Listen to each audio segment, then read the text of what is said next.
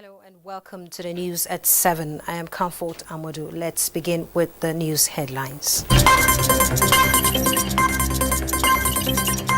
International Albinism Awareness Day celebrates achievements of persons with albinism worldwide.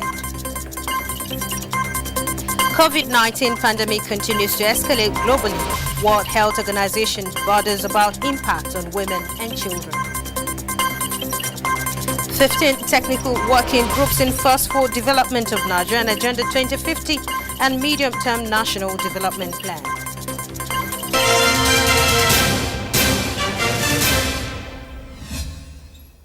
And now the news in details. The United Nations has since 2015 intensified efforts at promoting and protecting the human rights of persons with albinism. As the world observed the 2020 International Albinism Awareness Day with the theme Made to Shine Against All Odds, Uche Ugochukwu highlights the tales of woes and smiles among this vulnerable group in the society. Is among the more than 600,000 Nigerians living with albinism, a group of vulnerable people whose kind of disability is subject to different kinds of abuses, depending on the belief of the communities they live in. Many albinos in Africa have tales of woes, as some were even killed in the past due to superstitious beliefs. The major challenge I face personally is my inability to see from far distance. Most time, maybe in schools and maybe environment, streets, most people mock albinism. Challenges of making sure that our voices are heard, the challenges of ensuring that we are included in policies and programs of not only the public sector but the private sectors as well. It is for issues like this that the United Nations adopted International Albinism Awareness Day to create awareness and protect the human rights of persons living with albinism. A campaign that has impacted positively on the likes of 12-year-old Ugochukwu. Before, it was very difficult for me to cope with friends. They usually run away from me because my complexion was different from theirs. But now I have more friends. Teachers are now my friends. I usually sit at the front seat to see more better. Because of him, I've got many friends and tour other places, visit many places because of him.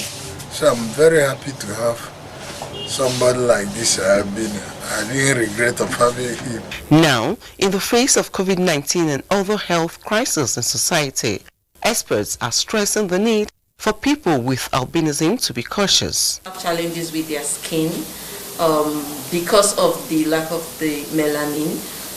It's not blocking ultraviolet rays from the sun as it will in other people. So they are predisposed to skin conditions that can lead to cancer. With the theme of the 2020 International Albinism Awareness Day, highlighting the qualities of persons with albinism around the world, the likes of Zainab are expecting better treatment and understanding from society at large. I am Uche Ugochukwu, NTA News. And joining us live is the founder of the Albino Foundation, J. Kepele, to speak on the International Albinism Awareness Day. Welcome to the studio. Thank you. All right, let's begin by focusing on the theme for the day, Made to Shine. Why that the theme? Well, I'm going to comment to that, but let me make a quick correction of something that I heard from the expert that was interviewed. He said, we lack melanin. That's not totally correct. What we have is partial quantity of melanin. I don't think any human being will totally lack melanin. Once you lack melanin, that means you don't have color at all. With that said, the theme was chosen by the United Nations independent expert on albinism, which is in its short form Made to Shine. But then organizations of persons with albinism are allowed to tweak it to suit their purpose. And for us, while we're talking about shining, we also want to recognize that we live in in odd times, in uncertain times, and the fact that we haven't given up and that we're thriving instead of surviving in times like this. That's why we beat our chest to say we're shining despite all odds. All right. Under this COVID-19 pandemic, do we have people living with albinism having challenges within this period? Well, if I hear you correctly... yes, do we have any case amongst people living with albinism, rather? Well, there's been a case in point. One person that I saw on screen, he was actually on your channel too, of a person with albinism that had the coronavirus. But okay. He survived, he bounced back, and he's still alive, I believe. But then the moment we saw the initial index, we began to campaign within the community for them to be extra careful, knowing fully well that most times because of the effect of the sun, it tends to affect, not in all cases, but in some cases it tends to affect your immunity. So we took extra precautionary measures in educating our people to obey all of the NCDC guidelines, washing of hands, ensuring that you maintain physical distancing, ensure that you maintain the highest level of hygiene. And with that, we didn't have much incidents at all within the community. Okay, let me now take you to this question. How has it been, how have you been dealing with issues of violence and discriminations with persons with albinism over the years? And has it been different in any way with COVID-19 in view? Well, there was an alarm that I raised, a sort of a red flag that I flagged at the beginning of the pandemic. I did warn for a concerted effort to be made in proper sensitization and advocacy within and without outside the community, because I foresaw a situation where people would start pinning the issue of the virus to not only to persons with albinism, but to the most vulnerable group of people. And right now that's the case. And so there has to be a second level effort by the task force, national and state, to embark on strategic advocacy against stigmatization. All right. There's a need for that. Okay. So let me quickly have your closing thoughts. Now, what do you think should be done differently to help persons with albinism with this these challenges? Okay, number one, today in my press statement, I did call on the federal government as an appeal to the president to reinstate the treatment of persons with albinism at the National Hospital. Number two, for free and compulsory education, sort of scholarship for persons with albinism and persons with disability. Number three, funding for persons with albinism and persons with disability to be mainstream in the national budget. And I gave example, countless countries in Africa, smaller than Nigeria, that are doing the same thing. For government establishment and institution, like what the NTA has done, keep helping in the pushing for the advocacy and bringing awareness to the plight of persons with albinism and also the opportunities thereof. There are boundless, even economic opportunities with our situation. Take, for instance, where you encourage investors to come into the country and invest in production of sunscreen. That's a huge economic benefit to the country, because that same organization will pay tax, that same organization will employ people.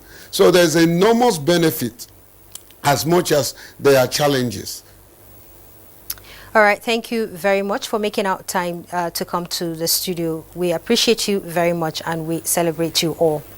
Thank you for having me, and thank you to your Director General, who is a friend of the foundation. Thank you very much.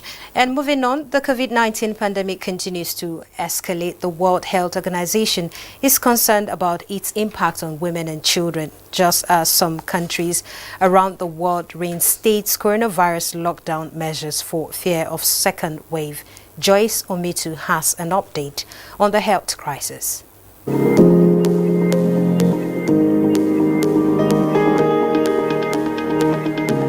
For 2 consecutive days, the number of daily COVID-19 cases in Nigeria has exceeded 600. The Nigeria Center for Disease Control on Friday announced 627 new cases of the virus. The new figure brings the total number of infections in the country to 15,181, out of which 4,891 cases have recovered, while 399 persons have lost their lives. In Africa, numbers by Worldometer as at 6 p.m. reveal that the continent has 229,000 COVID-19 infections, 105,829 recoveries, and 6,119 deaths. Still in Africa, Botswana has brought back a strict coronavirus lockdown in its capital city and surrounding areas after recording 12 new cases. Similarly, parts of Beijing have been placed under lockdown again on Saturday as 6 new domestic coronavirus cases were reported, fueling fears of a resurgence in local transmission. In another development, Italy, Germany, France, and the Netherlands have signed a contract with AstraZeneca to supply European citizens with a vaccine against the coronavirus. Italy's health minister said the contract is for 400 million doses of the vaccine. In the meantime, the World Health Organization (WHO) said it is concerned about the impact of COVID-19 on women and children. Speaking at a virtual conference in Geneva, the organization's Director General, Tedros Adhanom, said the indirect effects of COVID-19 on these groups may be greater than the number of deaths from the virus itself. The WHO chief added that the organization has developed guidance for health facilities on maintaining essential services for women, newborns, children, and adolescents. Globally, figures released by Worldometer as at 6 p.m. indicate that 7,799,290 COVID-19 infections have been detected. 429,878 of those diagnosed have died. And that's a global update on COVID-19. Many thanks for watching. I am Joyce Ometu.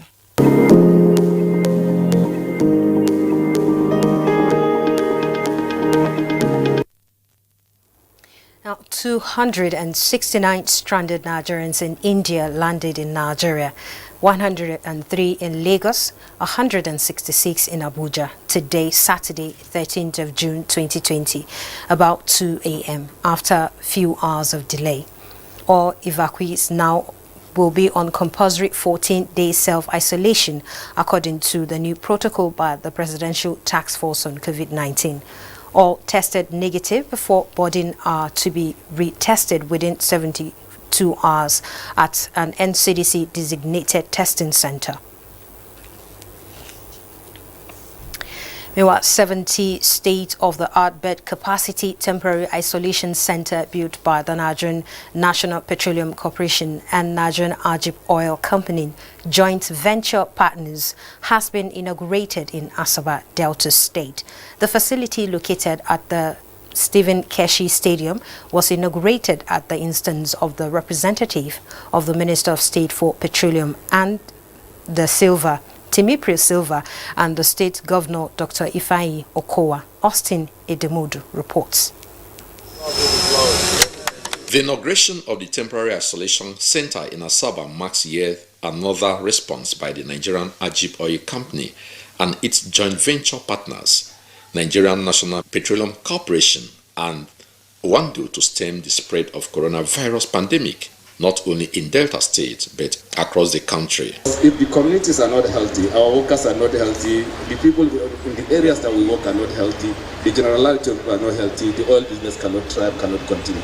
Therefore, it is in our informed self-interest that we decided to intervene in this manner. This initiative has established its footprints in 21 states across the geopolitical zones of the Federation. Each of these states has so far received consignment of medical consumables, an ambulance, and medical equipment like test kits, ventilators, and others like that. We believe that the state, being a welcoming state, will open its doors also to other neighboring states to share in the medical facility.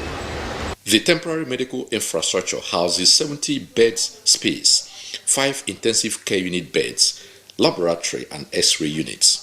Apart from the CCTV and ICT units, the center boasts of a dedicated 300 kVA generator. The governor of Delta State, Dr. Ifeanyi Okowa, therefore acknowledged that the facility, which complements already existing ones, comes at a time the state's COVID-19 cases have hit 245, 151 active cases and 12 deaths. He said the state government will continue to sustain the enabling environment for oil companies to operate, while soliciting for the establishment of more testing centers across the country. And as we look into the future, it's important that we try to engage with the various states and possibly the Nigerian Governors Forum, so that we're able to tailor our needs to the supplies that we get from the oil industry. Between 2010 and 2018, the Nigerian Ajib Oil Company and its joint venture partners have completed 405 projects across the south of Nigeria and empowered 38,550 farmers, coupled with the establishment of 74 schools and 35 health centers. I'm Austin Edemodo, NTA News. Thank you for that report, and we go on a quick break now. More reports when we return. Don't go away. Observe the lockdown. We have practiced the measures in order to curb the spread of the virus, but we can do better. The coronavirus spread is increasing daily, and only together can we cut down the numbers and defeat the spread of the virus. Remember, COVID-19 is not a death sentence, and a recovered patient cannot spread the disease. Do not stigmatize. Do not hesitate to report any case or if you have come in contact with anybody that has been infected with COVID-19. If you have cough and fever, please stay at home and call your state hotline. Find state numbers at www.covid19.ncdc.gov.ng. Remember, it is for your own good and for the good of every Nigerian. Let us do better and defeat the virus. Together, we can do this. This message is brought to you by the Nigerian Television Authority, NTA, Africa's largest television network. Welcome back. Plateau State Governor Lalong has lifted the lockdown order imposed in the state with a call on citizens to take responsibility of staying safe by observing all COVID-19 protocols. The governor, who is the chairman of the COVID-19 task force, said this in a statewide broadcast. Priscilla Gunnan reports. Of the engagement with critical stakeholders with a view to evaluating COVID-19 protocols in the state. The governor said though the lockdown has been eased down, the curfew imposed by the federal government is still in force. While urging citizens to take charge of their safety, he reminded them to act in a manner that guarantees other people's safety, as COVID-19 is highly infectious and deadly. Churches and mosques with large spaces shall be allowed to accommodate more than 50 worshippers, under strict observance of the use of face masks, social distancing, hand washing, use of infrared thermometers, and the use of sanitizers.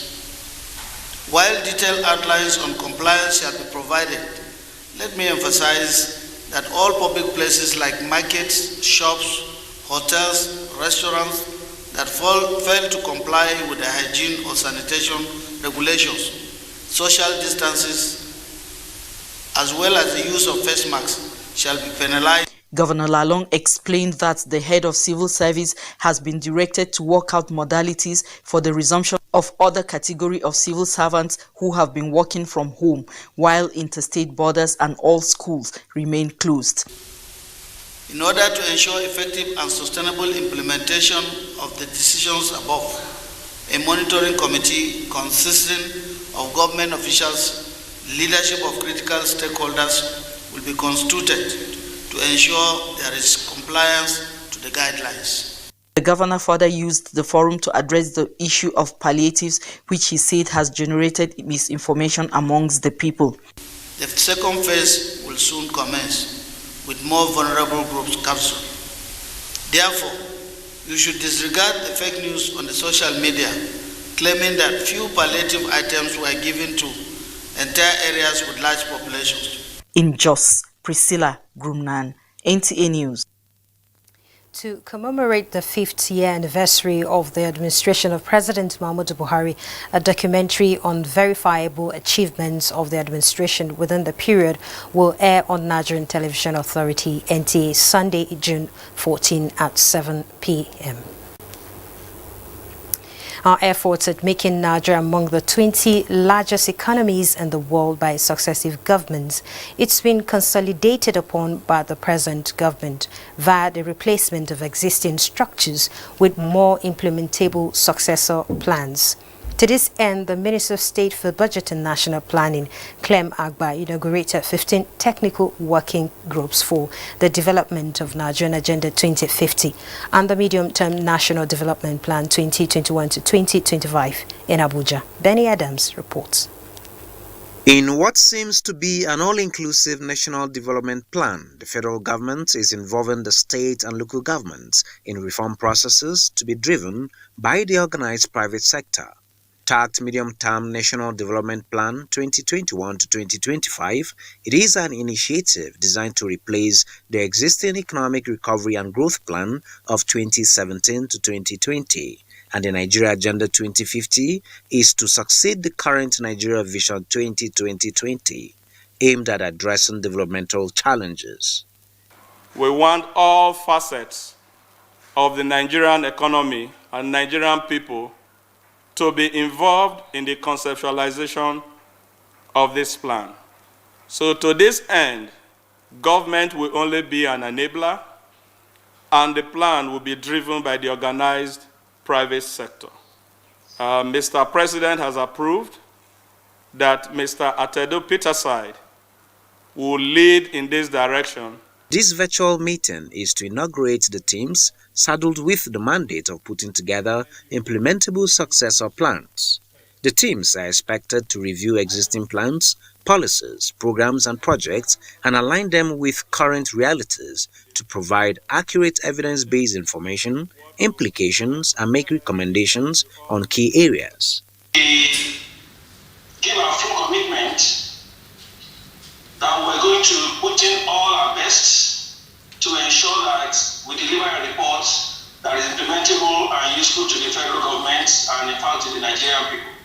The working committees are expected to submit their final reports to a central working group at the end of September 2020, while Nigeria Agenda 2050 has up to July 2021.